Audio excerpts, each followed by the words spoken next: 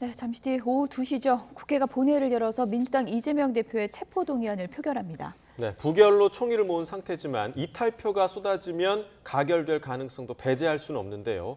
이 체포동의안 표결 결과에 따른 파장, 김광상 변호사와 자세히 알아보겠습니다. 어서 오십시오. 어서 오세요. 예, 안녕하세요. 정치권도 촉각을 곤두세우고 있지만 지금 검찰에서도 오늘 표결 결과를 촉각을 곤두세우고 지켜보면서 다음 수를 어떻게 둬야 할지 고민하고 있겠죠? 그렇지 이제 뭐 여야 그리고 뭐 대통령실도 마찬가지겠죠. 특히 이제 가장 관심을 가지고 있는 것은 이제 검찰이라고 볼 수가 있죠. 왜냐하면 일단 영장을 청구하는 것 자체는 이제 구속을 목적으로 하는 거 아니겠습니까? 근데 오늘 오후에 체포동의안이 이제 부결되냐 가결되냐에 따라서 이재명 대표가 영장 심사를 받냐 받지 않느냐 그런 운명이 정해져 있어요. 그래서 특히 그 과정에 있어서 야당, 특히 이제 민주당으로부터 검찰에 대한 비판이 굉장히 많이 있지 않았습니까? 그래서 영장 자체가 심사도 받지 않고 오늘 부결되면 이제 종결될 수 있고요. 만약에 가결된다 하더라도 사실은 법원에서 이제 영장 실질 심사를 받아야 하기 때문에 거기서 또 검찰이 잘했는지 못했는지 영장 뭐 발부 여부에 따라서 이제 검찰에 후폭풍이 있을 수도 있거든요. 그래서 아무튼 뭐 모든 정치권 그리고 이제 사법 쪽, 검찰 쪽이 굉장히 바라보고 있다 이렇게 볼 수가 있어요. 네. 자, 이재명 대표가 뭐 일일이 반박을 하긴 했지만 검찰이 구속영장에 적시한 이 대표의 혐의 다시 한번 좀 짚어주시죠. 혐의는 일단 대장동 유료와 관련된 부분하고 그다음에 이제 성남 FC와 관련된 부분이에요. 큰 줄기는 이제 두 가지 줄기라고 볼 수가 있는데 대장동과 관련해서는 뭐 다 아시다시피 이제 배임과 관련된 부분이죠. 민간업자에게 이익을 몰아줬다는 거예요. 그래서 성남시에 손해를 끼쳤다는 거고 그 금액 액수가 이제 상당히 많습니다. 그 다음에 대장동과 유례와 관련해서 이제 어떤 사업을 하게 되면 직무상 알게 된 비밀이 있을 거 아니에요. 그 비밀 자체를 민간업자에게 이걸 누설을 해서 알려줘가지고 이제 이익을 챙기겠다는 부패방지법 또는 이제 이해충돌방지법 위반이 있고요. 그다음에 이제 성남 FC와 관련해서는 관련된 네이버라지 두산 등 여러 개 업체로부터 인허가랄지 용도 변경에 대한 부정한 청탁을 받고 130억 원 정도의 대가를 성남 FC에 지급하게 한 혐의, 이제 이건 제3자 뇌물 혐의가 되겠죠. 그래서 우리가 크게 이제 두 가지로 볼 수가 있어요. 예. 오늘 뭐 민주당 분위기를 보면 압도적인 부결이 이제 예상이 된다는 이제 분석이 많이 나오고 있는 상황인데요. 네. 만약에 이제 부결이 된다면 검찰이 택할 다음 카드는 어떤 건가요? 검찰은 아마 부결을 예상을 두고 많은 고민을 하고 있을 거라고 봅니다. 그래서 부결이 되고 나면 일단 이제 첫 번째 방법은요. 지금 성남 FC와 대장동 유례와 관련된 영장 범죄 사실에 대해서 불구속 기소하는 방법이 있어요. 일단 뭐 체포 동의안이 부결되기 때문에 그냥 기소하는 방법이 있고요. 그다음에 이제 이거 말고 지금 이재명 대표에 대해서 이제 수사하고 있는 여러 가지 범죄 혐의가 있거든요. 뭐 대표적인 것이 뭐 백현동, 정자동, 대북 송금 이런 것들이거든요. 그래서 이런 것들을 전부 다 같이 수사를 해서 다시 한번 영장을 또 청구할 수도 있어요.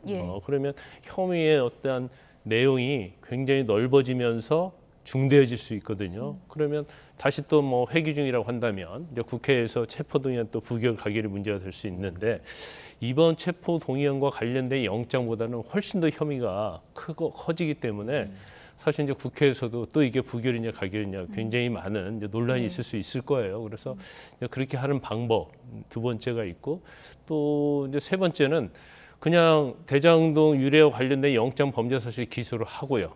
그다음에 백현동, 정자동이랄지 대북송금을 수사를 해서 이건 따로 기소를 하는 거예요. 그래서 병합을 시키는 방법. 그러니까 이제 선택수 이제 세 가지가 있는데. 이제 검찰이 이제 어떤 방법을 할지는 모르겠어요. 이제 원칙적으로 따지면 영장이 기각됐으면 이 사건만 가지고 불구속 기소하는 게 맞아요.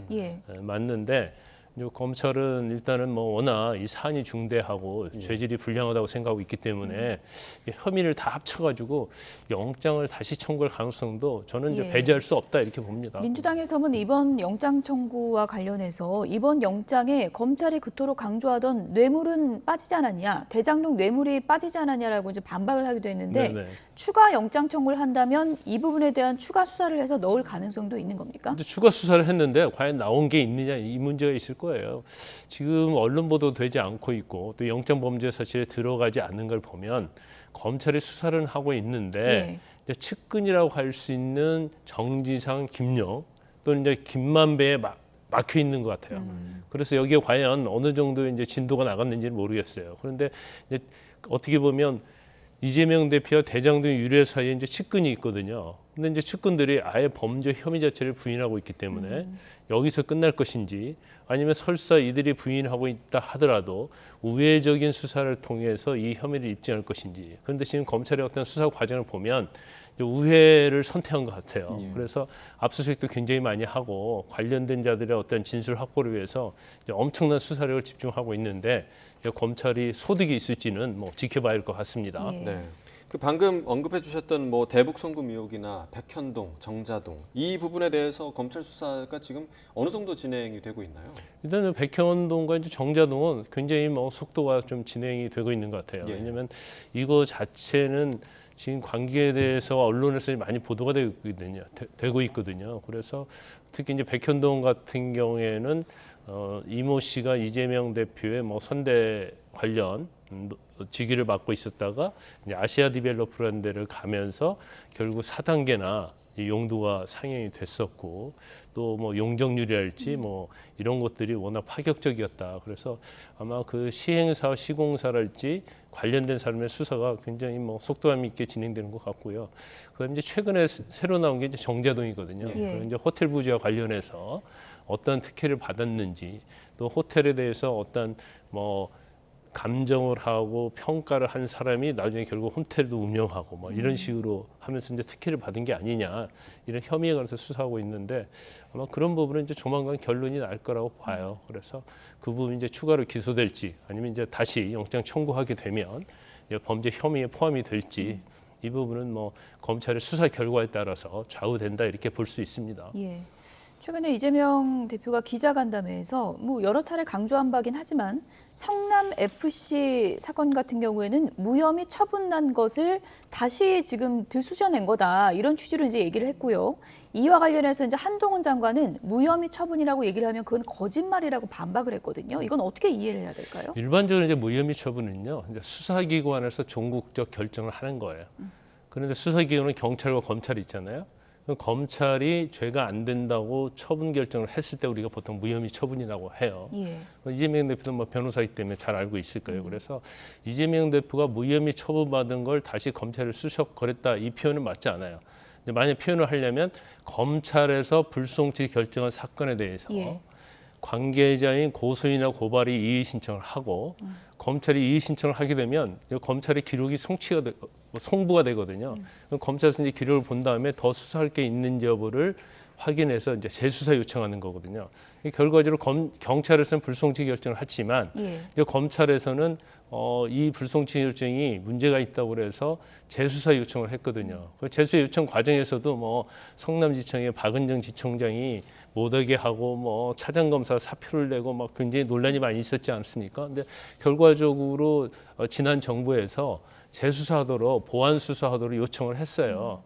그렇기 때문에 이건 종국적으로 무혐의 처분난 사건을 다시 수사한 것이다. 이 말은 맞지 않습니다. 정확히 말하면. 자, 오늘 그 체포동의안 표결 전에 한동훈 법무부 장관의 입에도 지금 관심이 좀 쏠리고 있습니다. 지난번에 그 노웅래 의원 경우에는 오히려 이 증거 공개를 한 게 민주당의 반대표를 집결시키게 만든 요인이 아니었나 그런 평가도 있는데 오늘 한 장관이 어떤 발언을 할 것으로 좀 예상하시나요? 모르겠어요. 이제 한동훈 장관이 어떤 전략으로 나올지는 모르겠어요. 네. 왜냐하면 노웅래 의원과 관련돼서 체포동의안 때는 굉장히 자세하게 얘기했잖아요. 네. 그래서 민주당에서 그냥 상당히 증거에 대해서 뭐 피의사실 공표다, 인신공격이다 이제 그런 얘기가 많이 있었잖아요. 그런데 법무부 장관의 역할은요, 국회에 나가서 체포 동의의 필요성을 설명하는 거예요.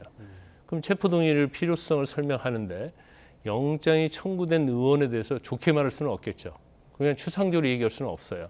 그럼 왜 체포가 되어야 하는지에 대해서 구체적으로 하는 게 이제 법무부 장관의 역할이거든요. 예. 그래서 아마 제가 볼 때는 이번에도 오늘도 한동훈 장관이 굉장히 구체적으로 적시를 하다 보면 이재명 대표의 굉장히 어떻게 보면 어떤 명예나 그런 거에 좀 치명적인 내용이 들어갈 수도 있겠죠. 그럼 또 논란이 좀 될 거예요. 그래서 한동훈 장관의 어떤 스타일 제까지 이런 걸 전체적으로 종합해 보면 오늘은 상당히 뭐 전과 똑같이 굉장히 구체적이면서 범죄 혐의에 대해서 증거를 조목조목 그렇게 얘기할 가능성이 크다. 또 한동훈 장관에서 그 입장은 뭐냐면 아마 이재명 대표가 계속 검찰의 영장, 검찰의 수사를 소설이라는 얘기를 많이 했잖아요. 예. 뭐 조작이다 이런 얘기했기 때문에 그리고 또 영장 자체가 굉장히 허접하다는 얘기를 많이 했어요. 구멍이 숭숭 뚫렸다고 얘기를 했기 때문에 영장이 그렇지 않다는 걸 보여주기 위해서 또 실질적으로 이재명 대표의 범죄 혐의가 명백하고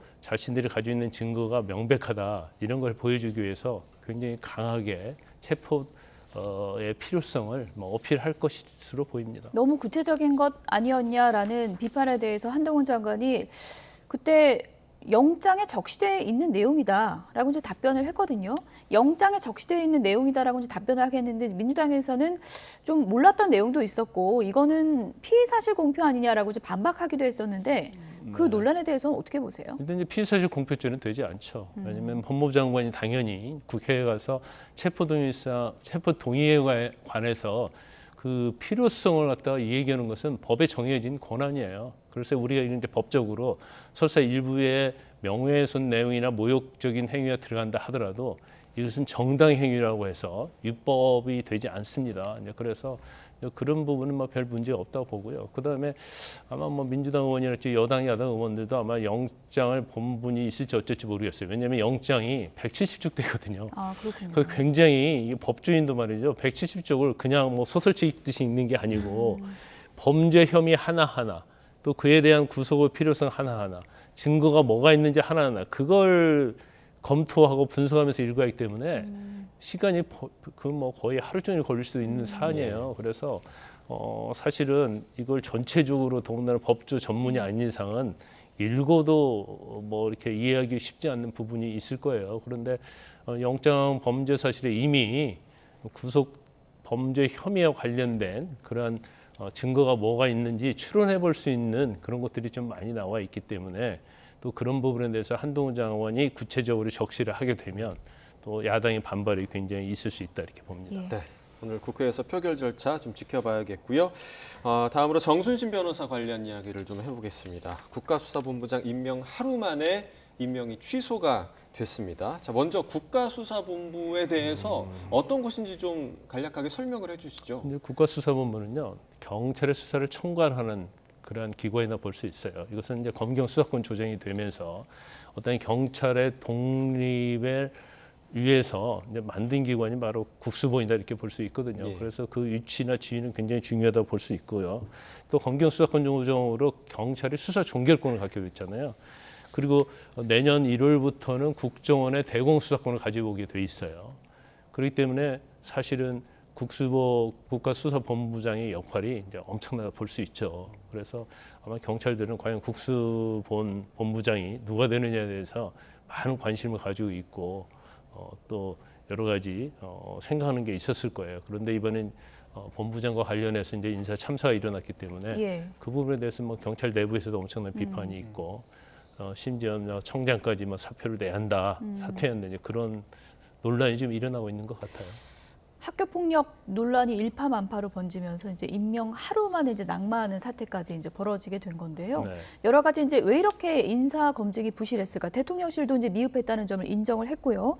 여러 가지 이제 요인 중에 검찰 출신이 장악한 인사 라인 때문이 아니냐 이런 지적도 나오는 것 같습니다. 저는 그 지적이 타당하다고 봐요. 일단 이번에 정순신 변호사와 관련된 걸 보면 사실 추천에서 검증까지 전부 다 이제 검사 출신이 예. 한 거예요. 그리고 한동훈 장관하고 이원석 검찰총장하고 정 변호사가 동기예요.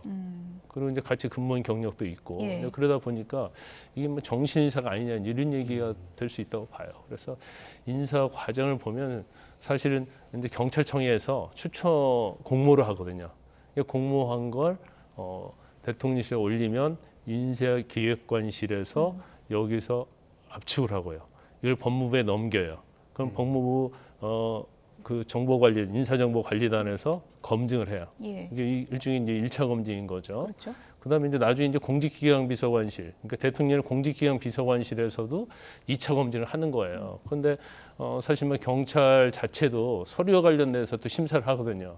그러면 어느 한 곳에도 걸러지지 않았어요. 그래서 지금 저희가 컴퓨터 그래픽을 보고 있습니다만은 대통령 인사기획관도 검찰 사무국장 출신이고요. 그다음에 인사정보관리단에서 실무를 맡고 있는 일 담당관도 검찰 출신이고, 그다음에 공직기강 비서관도 검사 출신이에요. 그래서 그러다 보니까 물론 안이하게 어떻게 보면 인사 검증과 관련된 것은 굉장히 철저히 하거든요. 사전 질문지도 한 169개 정도 질문을 해서 거기에 답하도 돼 있고 그것도 세평도 해야 하고요. 그다음에 이제 합법적으로 접근할 수 있는 정보에 대해서는 취득을 하고 또 공개된 정보도 합해서 이걸 전체적으로 인사 검증을 하는 거죠. 그런데 과연 5년 전에 물론 있었긴 하지만 그 당시에 정순신 변호사와 자녀 관련된 부분이 방송에도 나왔거든요. 물론 그렇죠. 그때 이제 익명으로 나왔어요. 고위직 검찰이라고. 그렇지만 고위직 검찰에 나왔다 하더라도 같이 근무했던 검사들이랄지 그런 사람들은 당연히 알 수 있지 않았을까 이제 이런 생각이 들어요. 그래서 이걸 알고도 봐준 것인지 아니면 모르고 했다고 한다면 전형적으로 이제 부실 검증을 할 수 있어요. 그래서 이 부분에 대해서는 어떤 비판이 있다 하더라도 정부가 됐건 법무부가 됐건 경찰이 됐건 이건 받아들여야 하고, 이 기회를 통해서 어떤 검증 시스템에 대해서 원점에서 재검토하는 그러한 것들이 이루어져야 한다 이렇게 봅니다. 네, 정순신 변호사가 인사검증 관련 서류에 적어내지 않았다. 이런 얘기도 좀 있었고요. 이런 학폭 대응과 관련해서 어떤 단계에서 좀 걸러져야 됐었다고 좀 보시나요? 일단 이제 학폭 자체에 대해서 걸러내기는 이제 쉽지는 않을 거예요. 그런데 이제 고위직 검찰직이었고, 그다음에 대법원까지 재판을 했잖아요. 또 이게 보도가 나왔거든요. 그러면 사실은 일반적으로 저도 검증을 받아본 적이 있습니다만 자녀에 대한 검증은요 병역 부분, 주로 범죄 부분 이런 걸 위주로 하거든요. 그러다 보니까 생활기록부까지는 보지 않아요. 그러면 학폭과 관련된 것은 생활기록부에 기재가 되기 때문에 과연 생활기록부 자체까지도 제출하게 하는 게 맞느냐 이런 부분이 있어요. 그래서 이제 생활기록부를 봤다고 한다면 이제 강제 전학이 강제돼 있거든요. 그러면 강제 전학이 왜 가게 됐지? 이걸 좀 살펴봤으면 금방 검증할 수 있는 부분이었어요. 그런데 이제 거기까지는 보지 않고 일반적으로 해왔던 그런 것들에 대해서만 검증을 하다 보니까 결국은 펑크가 난 것이다 이렇게 볼 수 있죠. 법무부 인사정보관리단에 대해서도 이번에 이제 얘기가 좀 있는 것 같은데요. 검증 여부를 확인해 줄 수 없다 이렇게 모호한 답변을 하고 있는데, 과거 이제 민정수석실이 하던 기능을 가져온 것 아니겠습니까? 이번에 어떻게 보면은 좀 제대로 검증을 했는지 좀 논란이 될 수 있겠죠. 근데 인사정보관리단을 신설할 때도 민주당이 굉장히 많이 반대했잖아요. 그래서 굉장히 우려를 많이 했었어요. 근데 사실 이제 민정실에서 할 때도 이제까지 모든 정부가 그랬어요. 인사검증을 정말 완벽하기는 어렵거든요. 왜냐하면 불법적으로 또 사찰할 수도 있는 것도 아니고요. 기존에 나와 있던 자료를 대상으로 하기 때문에 가끔 받아보면 인사검증이 잘 안 되는 경우가 굉장히 많이 있었고, 그래서 청문회를 거쳐서 장관 다 낙마도 많이 했지 않습니까? 그래서 일단 인사정보관리단을 만들었다고 한다면 사실은 전에 민정수석실에서 한 것보다는 훨씬 더 투명해야 하고요. 그다음에 어떤 정실적인 그런 부분이 이제 배제가 되기 위해서 만든 거 아니겠습니까? 그렇다고 한다면 뭔가 이제 초기라서 그런지 모르겠지만 시스템이 잘 안 갖춰져 있다는 거하고, 경우에 따라서 이제 법무부랄지 그다음에 이제 대통령실의 인사 관련 인사들이 대부분 검찰 출신이란 말이에요.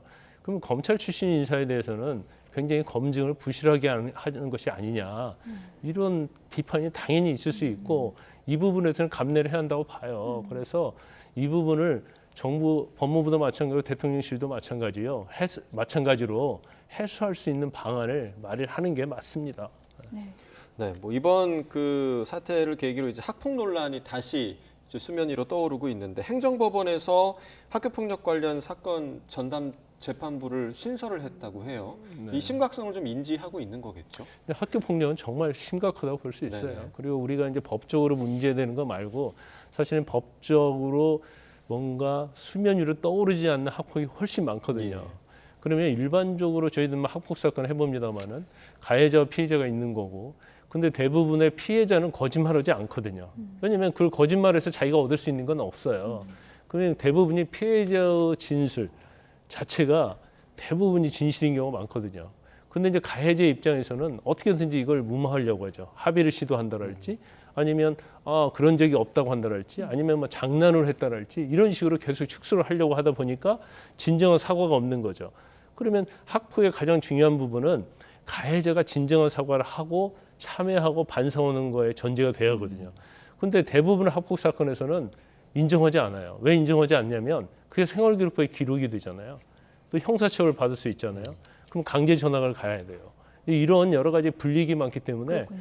오히려 부모들 입장에서 어린 가해자가 인정하려고 해도 부모들은 인정하지 못하게 하는 경우가 있어요. 그래서 가해 학생이 부모의 유도에서 끌려가는 경우가 상당히 많이 있단 말이에요. 정순신 변호사 건도 이번에 그 부모의 입장에서 진정 어린 사과보다는 좀 법적으로 구제 노력을 쏟은 데 대해서 더 큰 비판이 나온 거 아니겠습니까? 그렇죠. 이거 굉장히 전형적인 그러한 사례 중에 하나라고 보는데 그 당시 뭐 학교폭력심의위원회에서 그런 얘기를 그런 의견이 다 나왔잖아요. 가해자가 반성하지 않는다. 예. 오히려 이제 부모가 더욱더 이걸 막 부인하고 그런 입장이기 때문에 뭐 강제 전학하고 그다음에 특별 교육을 받아라 10시간 그런데 그거 다 인정하지 않고 결국 뭐 행정심판 재개해서 대법원까지 갔잖아요. 예. 이제 이런 것처럼 이게 단순히 이번에 인사 검증과 관련된 부분이지만 실질적으로는 학교에서 아주 자주 일어나는 일이다 이렇게 볼 수 있어요. 특히 가해자 측의 부모가 어떤 재력이 있든지 권력이 있으면 사실 이제 법적으로 하는 데 있어서는 별다른 장애가 없거든요. 경제적인 변호사 선임의 경제적 여력도 있고 또 그러한 내용에 대해서 잘 알고 있기 때문에 굉장히 이러한 부분들이 오히려 이제 2차 가해가 되는 거죠. 왜냐하면 재판까지 가게 되면 피해자 입장에서 보면 굉장히 힘들 수 있고 더군다나 법정 가서 증언까지 서하는 경우가 있거든요. 예. 그러면 2차, 3차 가해가 될 수 있는 거예요. 이번 기회를 빌어서 공직자 인사검증에서 이 학교폭력, 자녀 학교폭력 유무에 대해서도 좀 철저하게 검증이 필요하다 이런 생각이 맞습니다. 듭니다. 지금까지 김광삼 변호사였습니다. 고맙습니다.